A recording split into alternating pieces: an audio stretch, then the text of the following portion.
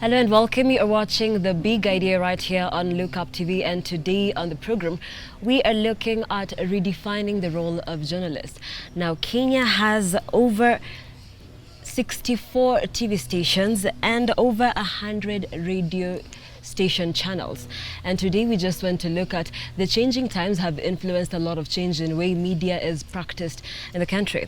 And with me on set is Eric Odwor, who is the Secretary General, Kenya Union of Journalists, and on the far end is Victor Bwire, who is the Program Manager at the Media Council of Kenya.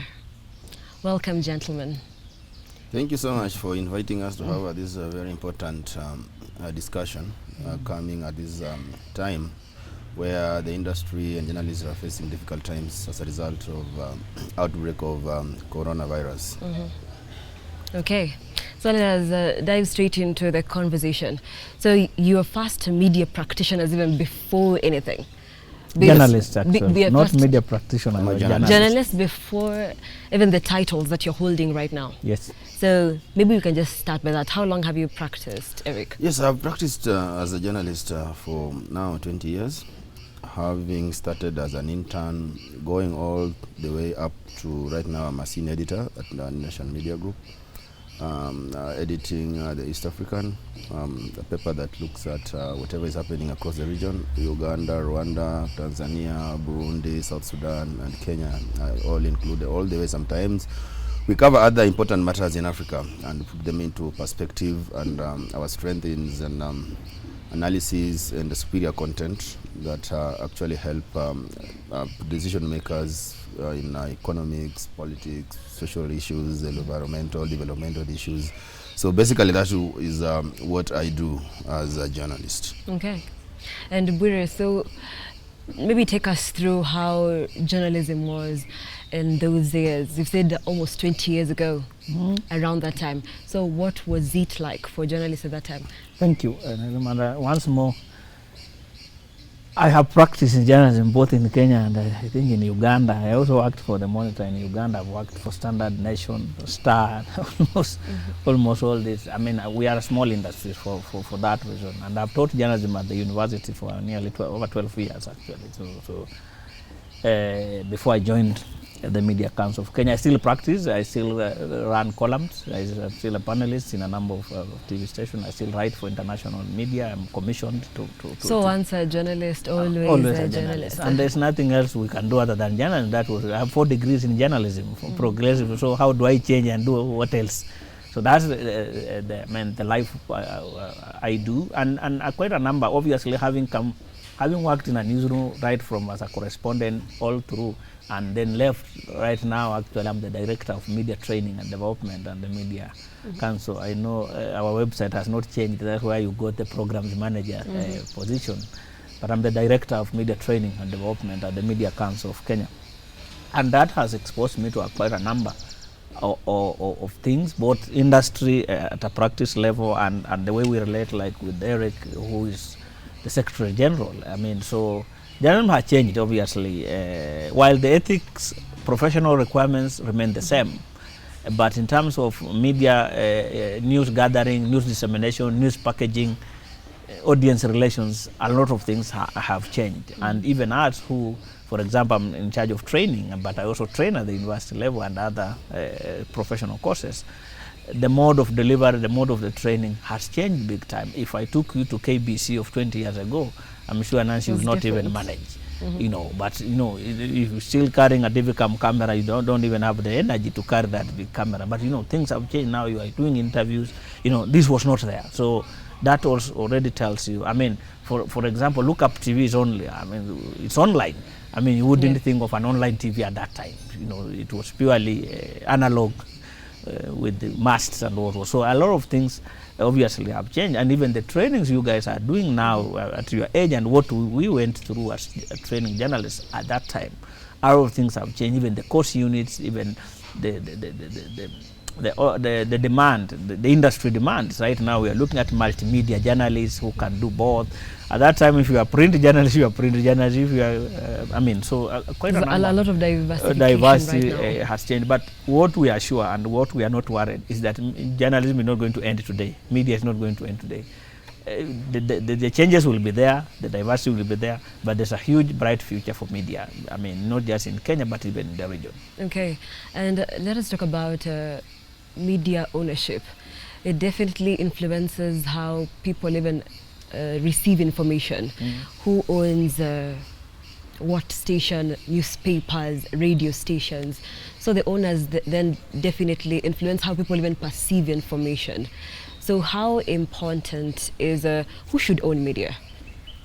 I think that's a question, thanks, that has come, and Eric will explain because, you know, the way our constitution is made, anybody is free to own media. I mean, you can't discriminate anybody from owning. It's a business, just like any other business. And that's why I think in other countries we messed a bit. There are minimums. For you to run a pharmacy, much as you have the money, you must then get people who did pharmaceutical and medicine to run for you. But in Kenya, the way it is that anybody, and it's true, I mean, we are in a free economy. You can't stop people from investing in businesses. So people have invested quite across. Two, media ownership per se is not the problem. Because, for example, and Eric can confirm, the Aga Khan, for example, owns the nation. I mean, in terms of majority shareholding. But he doesn't see the nation every day to determine what the day-to-day. It's purely the editors, the editorial team. There are people at some stage which may. But there are stations where owners have a rogue, have become, I mean, you see, they invest in the industry, get some money, but instead of reinvesting back and, for example, pay journalists welfare, they get the money to go and buy houses and real estate. So the money is not being reinvested to help the industry grow. And those are the people we are talking, like yesterday there was a story in the Standard, like in Meru, nearly every clan has a radio station, you know. So those are obviously, while we want the industry to grow, but we must know if for a small town like Meru to have 15 radio stations, who are employed there? And you know, those are challenging, but those are not things we can block people from doing. The thing is we must work hard to improve, to allow the industry to grow, but improve the working conditions, the remuneration, and the qualification and professionalism in that industry. Okay, but now the owners who are a few, then they are, if they're in the political sphere, then they will definitely have a lot of influence on what the media house stands for.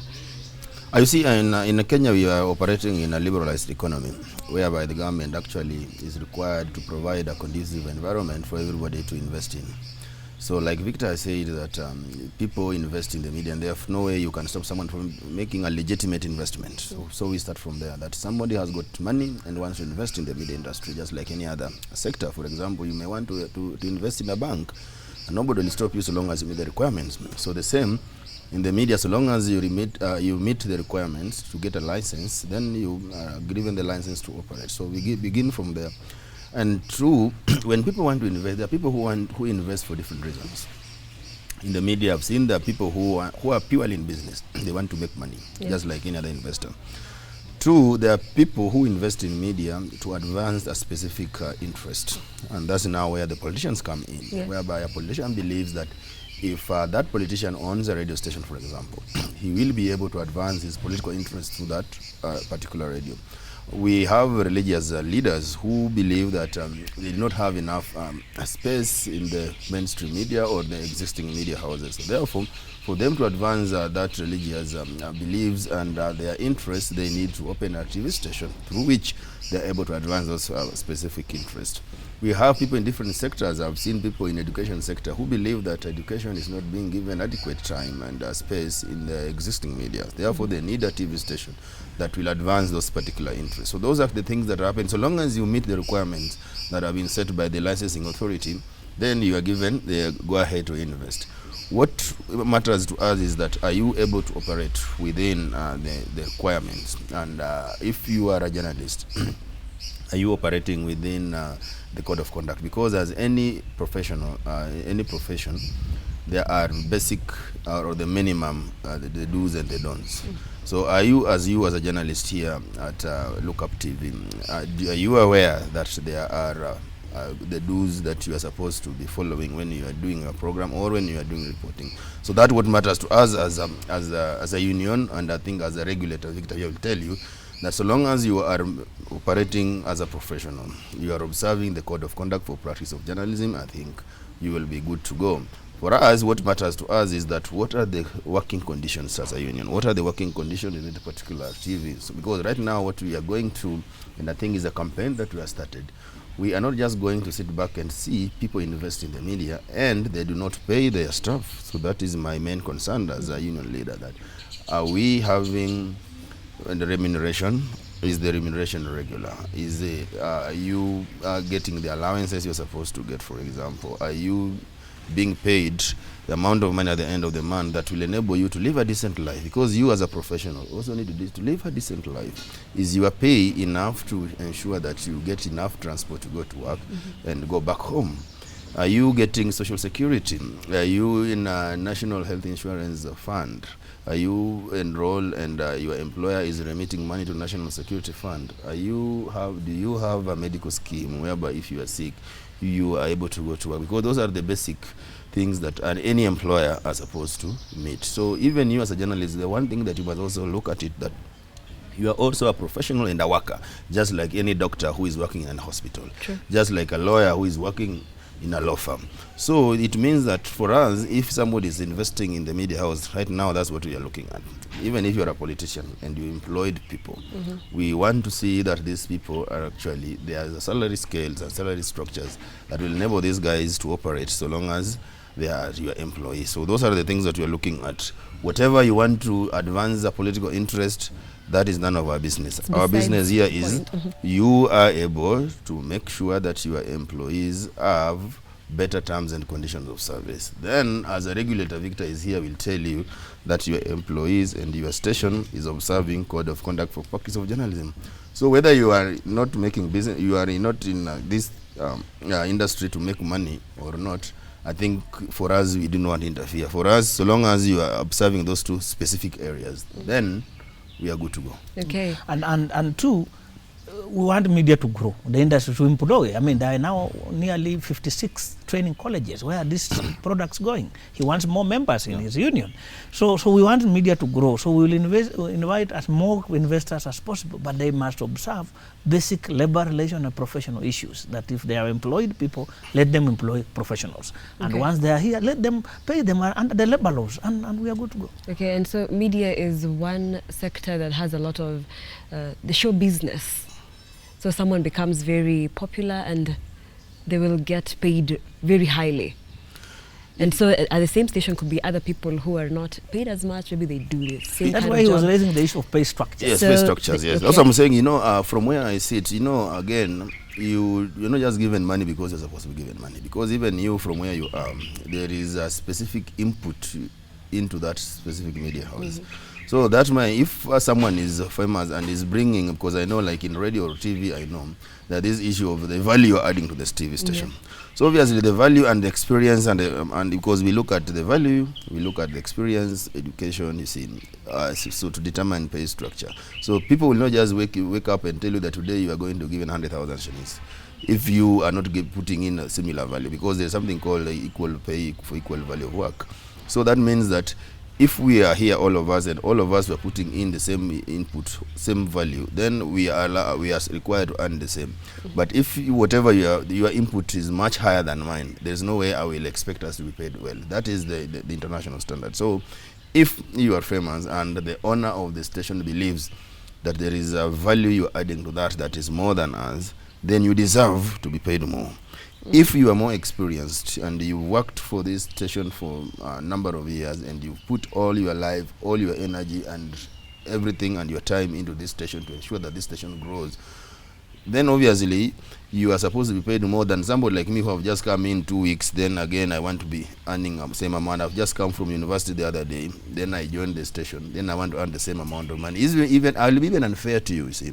So we look at a number of factors when people are discussing the pay, so that everybody gets what you deserve. You see, that's why we should talk about equity, so that you get what you deserve. Okay, but the uproar that we have seen from time to time is that there could be maybe faces of the company that are paid very highly, but other people, let's say people behind the cameras, now you cannot even compare. It's way low. Yes. So that's what we're talking about. We must come up with what I was saying, that the basic or the minimum that they are in the industry.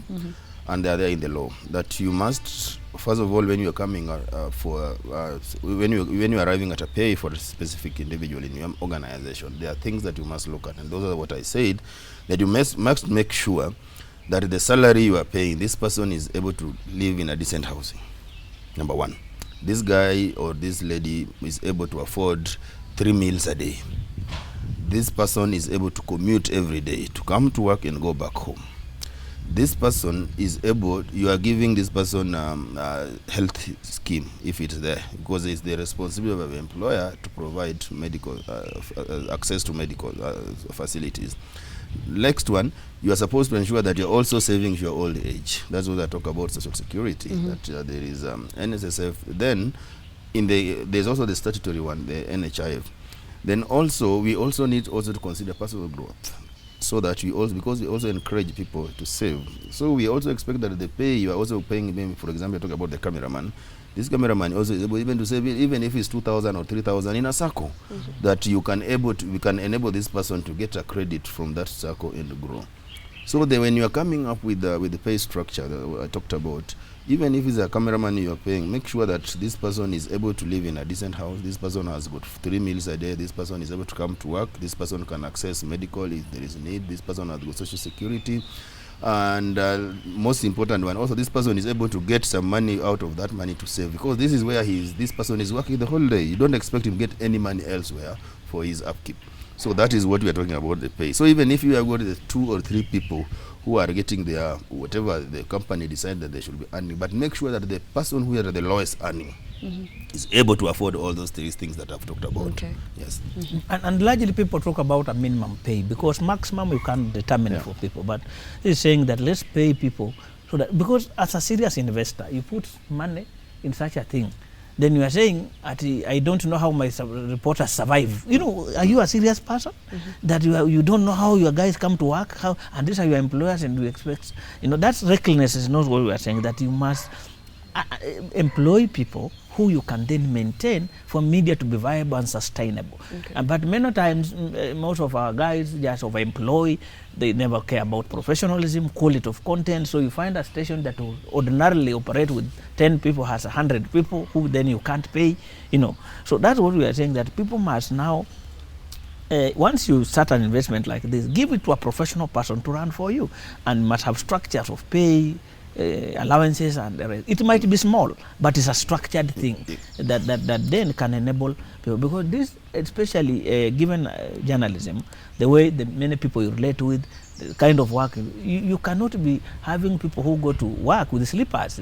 A journalist who is going to cover parliament in a tattered t-shirt, because that's very traumatizing for the journalist, and that's why we are seeing a lot of stress and trauma among journalists, because you go to these big places, hotels, to cover events, but you are going sometimes on walking, So that does not then allow that person's productivity to be at the highest, because you are caring about your transport, you haven't paid rent. I've just received a message, a media house that has not paid since December 2020. You haven't paid, these guys are in town. So how do you expect them to deliver the productivity? Exactly. Yeah, I can tell you, like, there was a recent case where somebody brought to my attention that there was a breakfast meeting whereby journalists have been invited to cover the breakfast meeting.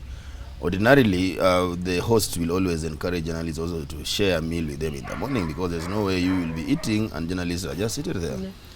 But they are surprised that the journalists had cleared food even before the host and other guests, because they were hungry. And you understand that, because these guys are... So it only means they've not been sorted out well. Exactly. So that means that there's the people who are operating empty stomach, and you can't blame them for that. So that's what I'm saying, that even for you, I expect that you live in a decent house. When you, in the morning, you are able, even if you can't afford your own car, but at least you can use public means to get you here.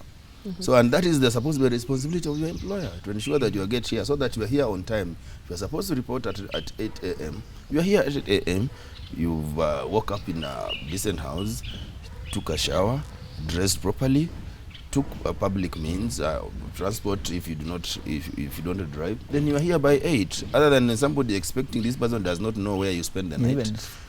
Even if you had a meal last night, if you have got actually the clothes to wear in the same place, then you've got even the bus fare to come to work. So that's why I'm saying that the minimum pay is supposed to take care of all those things, so that even if someone is earning $1 million, for example, But someone who is earning the lowest here is able to afford all these basic things that I'm talking about. Okay, and now let's talk about the code of conduct. There's all that we learnt at school. Do not show gory images. Do not talk to people when they're breaking down in tears. But we still see that. So does it mean that maybe there's a little disconnect between what we do in school and then when we come to the ground, then we want to give people something interesting to look at? No, you see, sometimes, and we were discussing something, we are taught so many things in this world. There are too many things, including the code of ethics and other things. But sometimes it boils down to you as a professional. Because KUJ or Media Council will not come to sit in a media house to be determining. That's purely a professional discretion. You are a professional, you went to school. But many times you are told, before you give viewers, put yourself in the shoes of your reader or your viewer and say, would I like this to be shown to me? But as a society, we seem to have lost everything, so that even these codes of ethics get lost. Because on the scene of accident, all people are taking selfies and posting them online instead of helping and saving a life. So that seems, because journalists also live in the same society. So while they know the code of ethics, but somebody says, I'll not even show it, but it will be on everywhere. So it will be everywhere. That's it's not that people there's a disconnect, because basic journalistic requirements stand in Europe, in America, in Africa. We are all journalists. We are trained with the same code, and some of these things we show here will never be shown elsewhere. But sometimes it's purely as a journalist. He's a sub on the desk, he'll tell you. There are photos, even when we are complaining about that, what he has left out is even more good, But those are professional, and sometimes you want to shock the nation, to show the nation the gravity of what is happening. Sometimes, so those are purely professional discretion, where we cannot say this is wrong or right, that there's a textbook sent. But the code gives you the minimums and tells you, don't show gory photos. But it's you who is determining as a journalist, what can I show, at what level can I, and in other places, it's purely again the issue of maybe a warning that the photos you're about to see are good, because there's no any other way you can show that story or without showing them. So that's why we say that us will give you the minimums as a code of ethics and say these are the minimums you can do. But you as a professional, and that's why now the challenge we are having, that a number of people don't care about, some of these things. But the people who care, I worked in Nation, for example. Nation is a very conservative, conservative media house, given its family owner. It started as a family newspaper. So, but sometimes you see also them showing those photos. The editors must have gone through a process before they picked and decided to use. So sometimes I not blame them outside without knowing how, because there are also processes. Editors sit, there's an editorial conference. There are more than 10, 20 people who sit and make those decisions. It's not just one person who works and says, show this gory picture, So we must also allow, and that's why we're encouraging internal mechanisms of dealing with complaints. Before even things reach media council or everywhere, the media house must have the public editor or internal mechanisms where if people feel something is bad, the editors are given an opportunity to interact and say, we made that decision because of one or two things. So that's why we try to avoid saying journalism has textbook answers wrong and right things. But there are some extreme cases where people do very extreme. Yesterday I was just picking photos of people announcing this mganga kutoka Tanga anatibu ukimwi. Those are very well their lies. Hakuna mtu anatibu ukimwi, hakuna mtu anatibu mapenzi. Unatibu mapenzi na wewe mwenyewe una bibi tena utatibu namna gani? They are purely wrong even from away from which are wrong things. Yeah. But in terms of the 25 articles of the Code of Ethics, what it gives are minimums and says don't go beyond this. But there might be cases where you have justification on why. Because again, remember, if journalists were going to obey all laws in the world, we would never read any story. So some of those laws are broken knowingly because we must break them to show those things. So that's why you have seen like media council, we are very reluctant to jump into blaming people, because that's not how journalism works. Okay, yes, so some things are under your discretion as editors. Yes, exactly. And when I teach ethics actually, and world over, editors and even journalism scholars have agreed that ethics is not like a textbook straight, like Victor is saying. There is a time, and that's why we call for experience in newsrooms. You need experience journalists in newsrooms who can always make those professional judgments, because sometimes you make judgment as a professional, like he's saying. Because there are sometimes you look at a picture or a story, and then you say this story, even if you use the picture, it's not going to have an impact. But there is a picture as much as you are not supposed to use it because it will go against a code of conduct or ethics. But you'll see that if you use this picture, there is an impact. So that's why you need experienced hands in newsroom that can always guide in that. For example, one of the, if you go and read ethics, you will see this picture of a baby who had drowned in ocean. I think that was Mediterranean Sea or somewhere around there, Middle East, when they were crossing from Syria to, I think, to Europe. And I think the boat had capsized and people drowned, and there is this picture of a baby who the body was on the shores of the ocean. And it actually elicited a debate across the globe among senior editors. And the editors who said that supported the use of that picture because there are media houses that use the picture, some media houses refused to use the picture. And the argument was that there are those who said that, we wanted to show the gravity of the matter in Syria, that there is a humanitarian crisis and the whole world is quiet about it. So we needed to use that picture so that we can tell the whole world that actually this is the situation in Syria, reality. So that you guys, we can rally the international support so that the international community can intervene and bring some sanity and stability in Syria, so that we stop the migrations of Syrians from their country to Europe. Okay. So, and the majority of people were in agreement that as much as that picture was actually traumatizing, but at least it told the international community what is happening in Syria. I bring him closer home here. I remember there was a story about people who go and scoop oil wherever there is an oil tanker that has overturned. And I think there was some oil leakage in a slum in Nairobi here, Sinai, if you can remember. I'm sure that time you must have been in high school or somewhere there. And we have to go on a break, exactly. So very quickly. Yeah. So, and the Nation decided to use those pictures. Nation newspaper started to use those pictures. And when the Nation editors were taken to task to explain why they decided to use those pictures, because they were gory pictures and the code of conduct against that. And the senior editors there said they decided to use that picture to tell Kenyans that how many of you are going to find themselves in this situation for you to stop running for free oil whenever it's there because it's dangerous. So there's a message though passing through. Okay, we have taking a short break here on The Big Idea right here on Look Up TV, but we'll be back to talk more about redefining the role of journalists in Kenya and the world at large. Don't go too far. Welcome back. You're watching The Big Idea right here on Look Up TV. And today on the program, we're talking about redefining the role of journalists. And we want you to engage with us in the conversation using the SMS number 20374. Do share in your views and talk to us about the journalists cannot, the work they do cannot be wished away. So what are your thoughts in the way news is covered, priorities, and what you think about the conversation? With me on set is Eric Odor, who is the Secretary General of Kenya Union of Journalists. And of course, on the other end, we have Victor Bwire, who is the Program Manager at MCK. The Director of Media Training and Development. Okay, beg your pardon. So, before the break, we were talking about the code of conduct, but now I want us to talk about the accreditation. You are the control body of journalists, the Media Council of Kenya. So who gets accredited? I think I'll just read through what I got from the site about who is defined as a journalist by the Media Council of Kenya.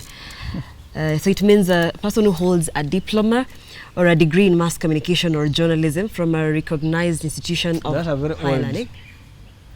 That's a very old information. But it's what's there right now. That's what I'm telling you. That's very old. The current act, the Media Council Act, does not define that thing. It hasn't reduced it to degrees, and that was 2007 Act. Okay. So you must have used our old website.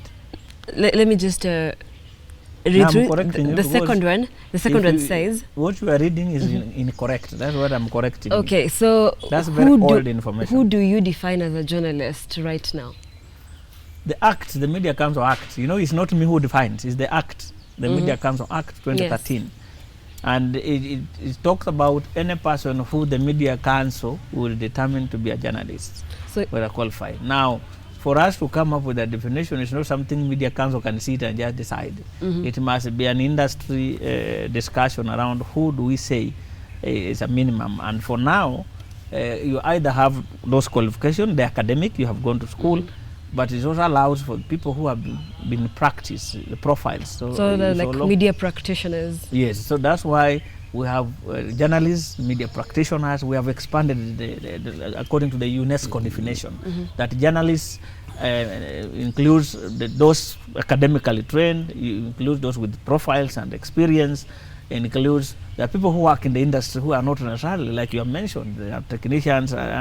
So the definition has gone just beyond an academic, a degree and diploma, to people who also work in the industry. So you'd see even in our accreditation, we are giving what is called media practitioners codes. I mean, there's the press card for the journalists. There's also the special cards for the people who are not necessarily. You understand? So the definition is a bit bigger than what was there. That was 2007 Act, but the 2013 Act said we will go and now define, we'll decide. It just says media sets the standards. So for that, we have to sit with the industry and they come up and agree, which then must be taken to the Minister for Gazettement and say these are the minimum. But for now, and we met obviously with the industry and there are still discussions. But for now, we are going with the definition by UNESCO, which is the global body that defines that those people who are really academically trained, the people with profiles, there are people. Okay, and I want to pose a question. So then people who get the accreditation, because the media has a lot of people right now, there are comedians, there are people who have just, they started practicing even without the professional, like going to school for it. So how do you gauge then? We don't gauge. We don't use guesswork. Like I mentioned, there's no comedian who has been given a press card. You know, and you can ask them. It's a perception out there that we give press cards to everybody, but not all people who work in the industry are given press cards. Press cards are just people who qualify, and there are people who don't work in the industry. But Kenya Union of Journalists has members. It can write to us and say the following are our members, and they have already determined these people qualify, we give them. So the press card is not meant for people in the newsroom alone. There are people who work independent content producers who meet the qualification, like I said, either they trained or either they have profiles.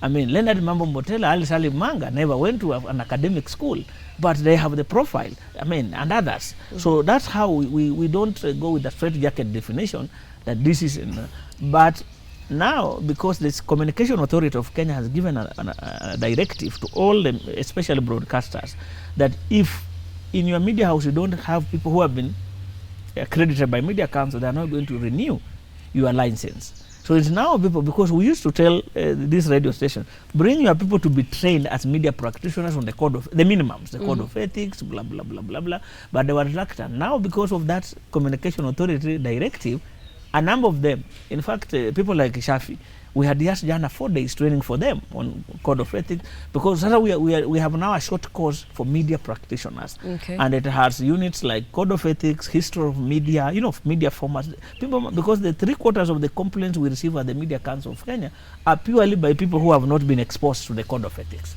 So we are feeling that, but we are not saying it must be like an academic. You might be you are here, but you have not. So we'll do a customized course for you to bring up to the level where you understand the basic professional requirements. Because journalism also is a creative art. We can't log off people and say it's only people who went to university who will be in the industry. Because the work a comedian does in the media house is not the work you do. What is the role of a comedian? To make people laugh. And for you, a journalist, is to inform and educate. So you don't do the same job. But aren't you going to be at a time when there are going to be so much more practitioners than journalists? I think what Victor is saying, that we are also setting standards, some minimum standards, and actually that's what the law requires, that the Media Council sets the minimum standard, so that if you want to operate in the industry, there are some minimum standard that the minimum requirement that you're supposed to meet. And if you look at the history of journalism, like Victor is saying, that what we are also teaching about the history of journalism. If you look at the history of journalism, journalism has been growing for some time. Some years back when we joined, like you were saying 20 years ago, journalism was just seen as a craft. I mean, where everybody could just come in so long as you can write a story. But over the years, I've seen things changing. I've seen journalism now growing, and to me right now, I believe the journalism is no longer craft, but it's now graduating to become a profession. And I think we are having a discussion with friends. What makes something to be defined as a profession? And if you look at the tenets of a profession, you can see that gradually journalism is beginning to acquire some of them. For example, regulation, because regulation is very important to any profession or any industry.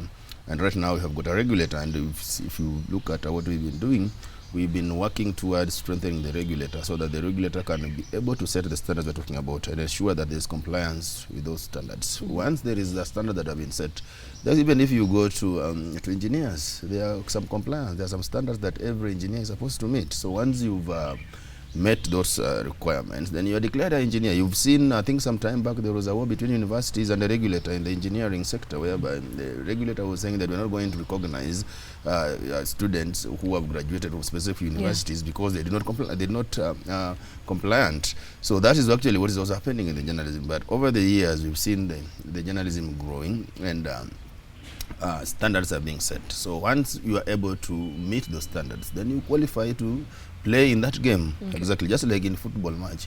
If you want to participate and become a member of a team, you're supposed to comply with the standards that have been set by that team. If you want to be in Arsenal, you must follow the standards that have been set by Arsenal. So you become part of the team, become part of the Arsenal football team. Exactly the same thing we are talking about in the media, that if you want to play in the media industry, there are some minimum standards that you have to meet, and that is what Victor is saying, that is a regulator.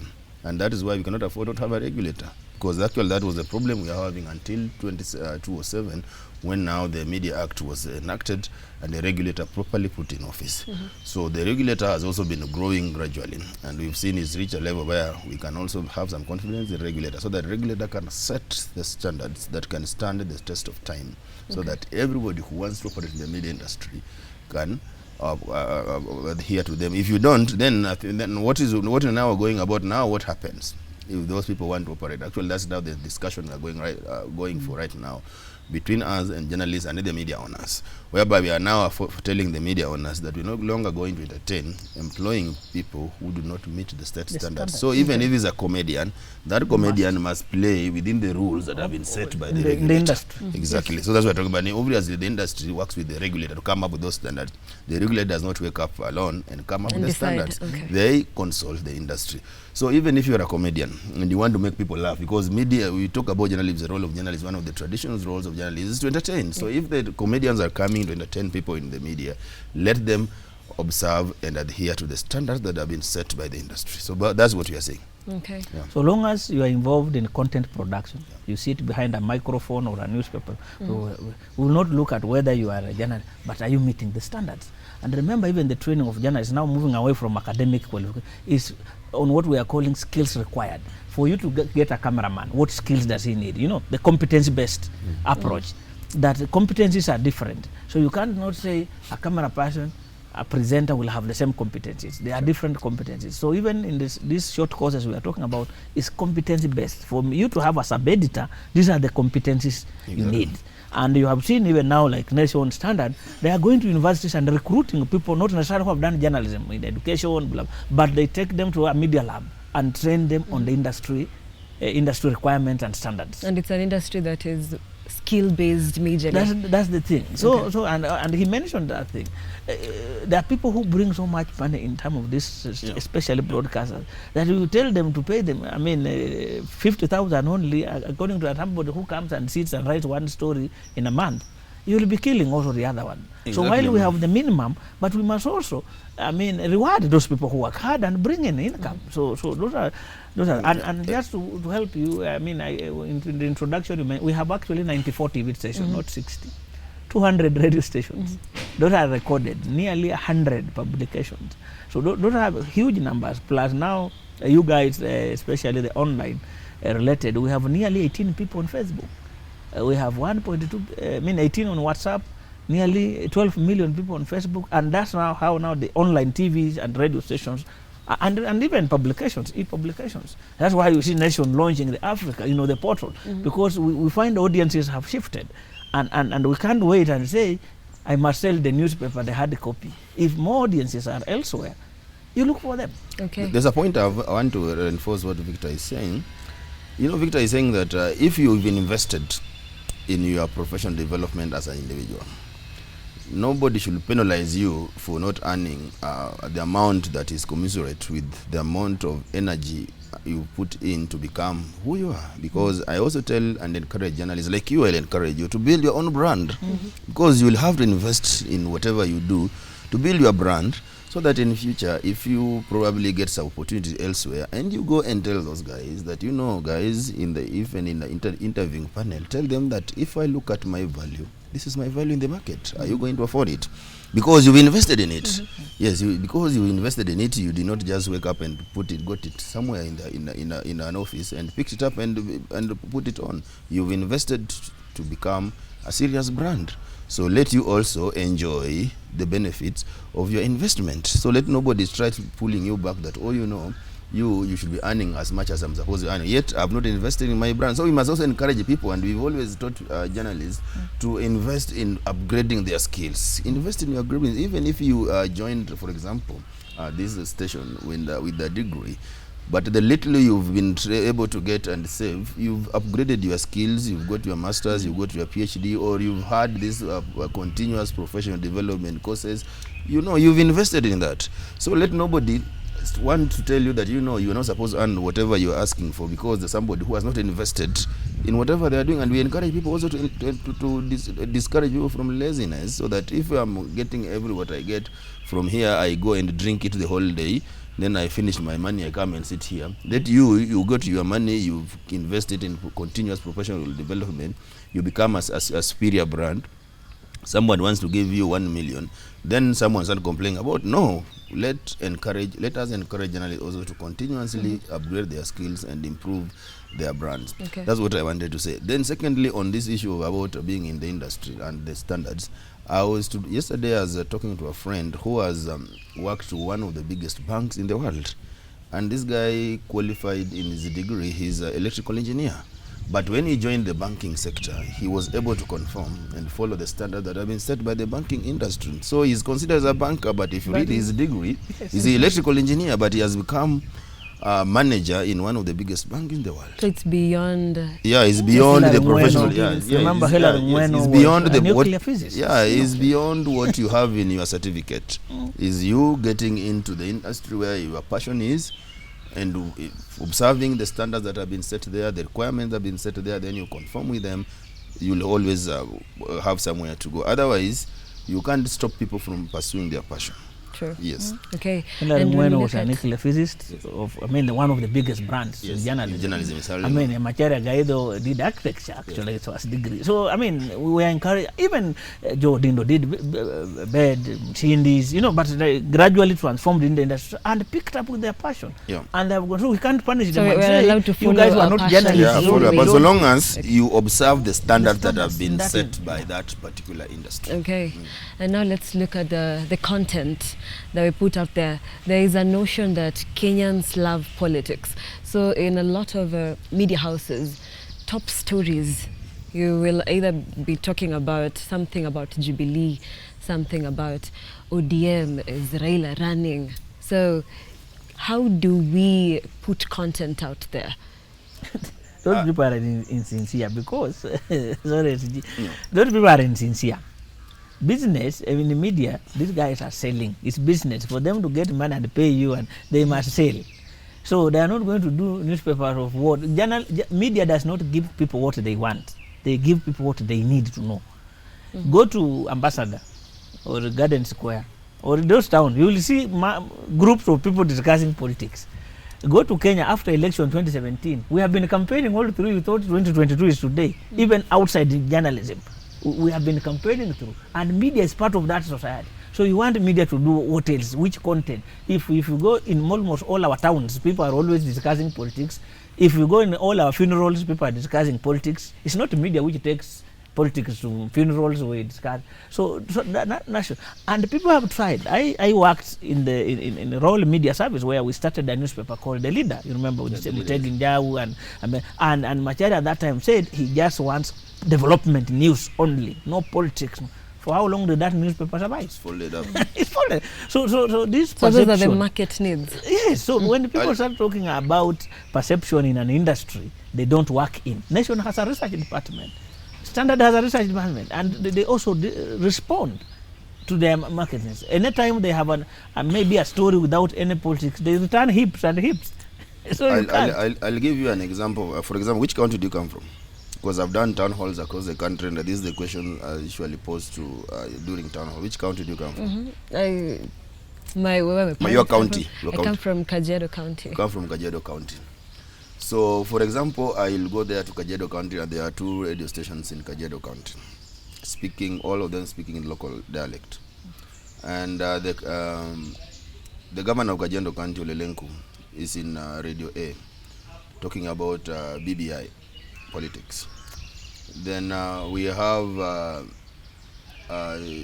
another politician from the same a senator, for example. Senator of Kajiado County is in a radio station B talking about environment. Which radio station do you think will have more listeners? That's the questions I usually ask.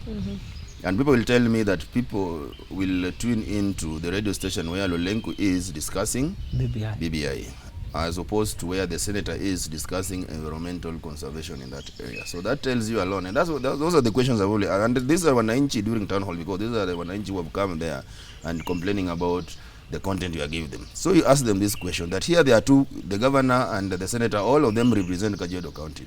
One of them is discussing environment, one of them is discussing BBI.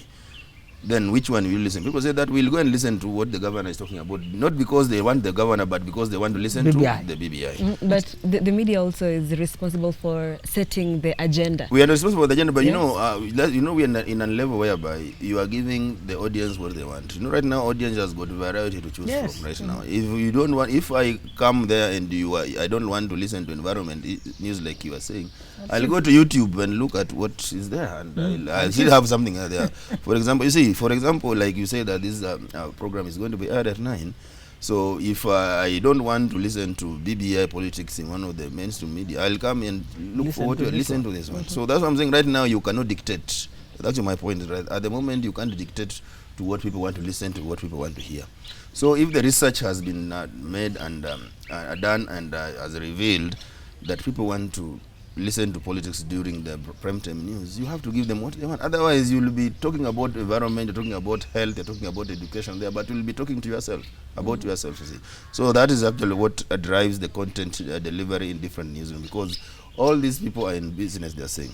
For example, in the newspapers, you want to put a headline there about an issue there, for example. Right now, let's say you just like environment, because environment is a very important subject. You put there how the climate change is going to affect our planting season, next planting season. Then you have another newspaper that is talking about that Raila and Ruto will be meeting tomorrow. The paper that has got about how climate change is going to affect the next planting season will have more return than a paper that is talking about Uhuru and Raila and Ruto going to meet the following day. There will be no returns here. But at the end of the day, these media houses also want to pay their bills. So if you are in a business where you are producing but not seeing the returns, obviously you'll have to think about the business strategy. Otherwise, the following day you'll find yourself out of business. Okay. So that are the politics and some of the dynamics that are play in newsrooms. Okay. And we are having what now is called audience-led programming, which most of the media houses are using. You must listen to your audience. So what they do in their first meeting, they will have the story ideas and blah, blah, blah. And through their online platforms and their own internet, they will post and say the stories they are chasing. And they will see where there's high response, which stories people want. So audiences are determining what they want content, more. Okay. And that's how media will mass. Because what people also forget is that, for example, and I know that of anything, Nation is a huge media house, big business that is listed. So for you to imagine that they have been just sleeping, they have no research to determine how their products will be going, is a fallacy. They invest. They're also looking out of how they will say their product will remain afloat. The directors need profits. So once you see them also still approaching things the way they're approaching, it is informed. It's not just a gateway where people just wake up and splash things. So Kenyans will lie and tell us how our media is full of politics, but every time in the bedrooms, in the churches, in the funerals, they are discussing politics. Exactly, that's what I'm saying. We've done town hall meetings with different in different counties. We've been to actually Kajiado, we've been to Kiambu, we've been to Siaya, we've been to Kisumu, Kakamega, Vihiga. The same. Then you ask these questions that, for example, this is what is happening, but the people will always tend to identify and associate themselves with the politics. So you ask them that you guys also need to be sincere. Media will never give you what you actually. I know there are only once in a while where the media will say, this is very important, we have to set the agenda. But more times, sometimes even if the media is taking a position on that day, you'll find that the media is very unpopular among the listeners and the viewers and the readers. Okay, and as we conclude, social media, it's shaping how people are consuming information, and now even citizen journalism is more pronounced right now because an accident happens, photos are already circulating. The accident that happened in Mombasa Malindi Highway. I'll ask you a question. What is the internet penetration in Kenya? How many people can access internet in Kenya? The population, the figures. A lot of people in the urban. Exactly, and if you look at the internet penetration in Kenya is 40%. Actually, those are the figures that we have. So yes, social media is influencing, but is not as much as people may want it to look like. And I keep saying that yes, social media is there, but look at the reach, because if you are talking about the media, you are talking about the reach. How many people can compare radio and social media? How many people think access radio? Yeah, you see, radio will have more people who will listen than people who can access social. So social media is here with us, but it's still something new that we are still learning to cope with. So that cannot actually change the role of journalism. That's what I tell people, I tell even students, that social media cannot change and cannot have a direct impact on what we want to do as journalists. People still want content. You get the content, even if you get that content and put it here in your TV station, and it's a relevant content that people are looking for. People will come and look for that content where it is. So long as it's an objective content that has been verified, content that is adding value to what I want as a consumer of news, people will come for that news. So all these things are there, and we are here there to coexist. Both legacy media and the social media are there to exist. So what you're looking is you're looking at the reach. Okay. Yes. And two, SG, look at it this way, that people think that social media is a different thing from media. Yeah. Nation has invested, in fact, their online newsroom is bigger than the traditional media because they know. So the converged newsroom is aware that we have also some readers online who use internet. So we'll give them products there. So the all traditional liberty media has some online presence, much as they continue there. So there's nothing like competition. This is just alternative, and media has already incorporated. So we are running converged newsrooms, aware that opportunity exists elsewhere.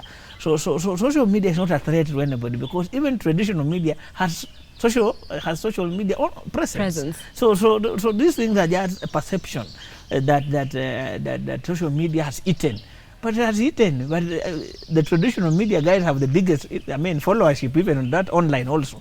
So how have they? There's not a threat. So traditional media also just advances. Not even advancing. You'll see that if you was talking about citizen journalism, many a times you'll find citizen journalism misleading.